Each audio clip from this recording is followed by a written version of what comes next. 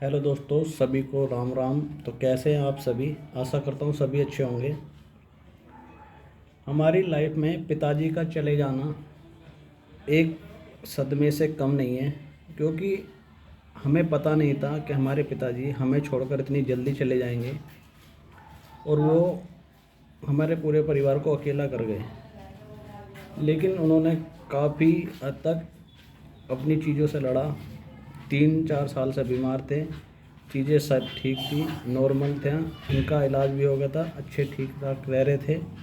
लेकिन 2 मंथ पहले अचानक से उनकी रात में तबीयत ख़राब होती है और वो ख़त्म हो जाते हैं। वो किसी से ये तक नहीं कह के गए कि मेरे बाद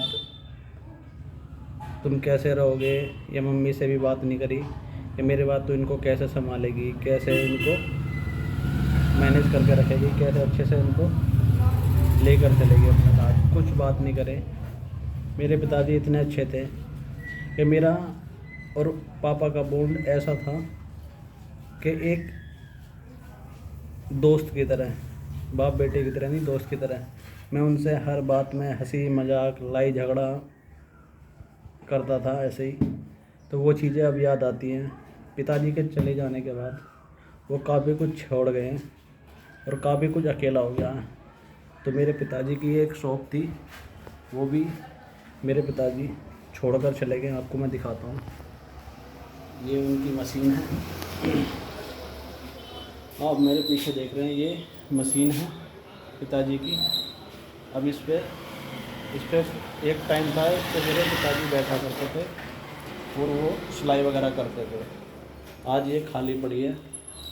ये मेरे पिताजी का स्टूल है और ये उनकी मशीन है।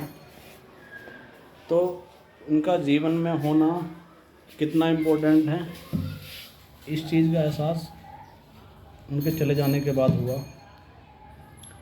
हमें इतना विश्वास नहीं हो रहा कि वो इतनी जल्दी हमें छोड़कर चले जाएंगे। लेकिन कहते हैं ना, ऊपर वाला अगर जन्म दे रहा है तो सब चीज़ें लिख देता है कि कब उसको क्या चीज़ें मिलेंगी, कब उसका, अगर उसका जन्म हुआ तो मृत्यु भी निश्चित है। लेकिन इंसान है, उनको सब्र नहीं होता है। अगर परिवार का कोई सदस्य चला जाए तो दिल तो दुखता ही है और किसी भी चीज़ में मन नहीं लगता। तो ये चीज़ हमारे साथ हुई है।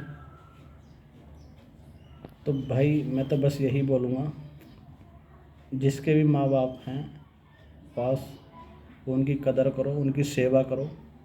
मंदिर और तीर्थ यात्राओं पर घूमने से अच्छा है उन माँ बाप की सेवा करो, उनके सभी काम आओ।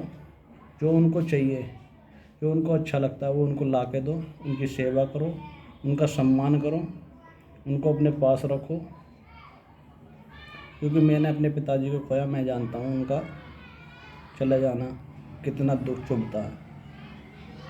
आज भी घर में सब मिलते हैं लेकिन वो नहीं मिलते। सबसे बातें हो जाती हैं लेकिन पिताजी से नहीं होती। तो बस मैं यही कहूँगा कि आपके मम्मी पापा हैं तो उनको अच्छे से उनकी वैल्यू करो, सम्मान करो। बस मैं तो इतना ही कहना चाहूँगा।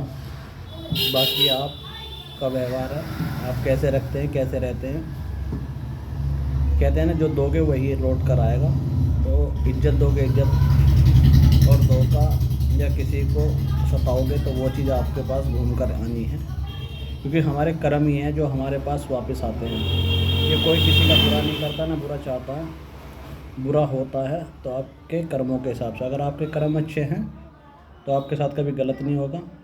लेकिन आप अगर गलत कर्म करोगे, किसी को सताओगे, किसी को परेशान करोगे, बाहर नहीं घर में भी, तो आपके साथ हमेशा गलत ही होगा।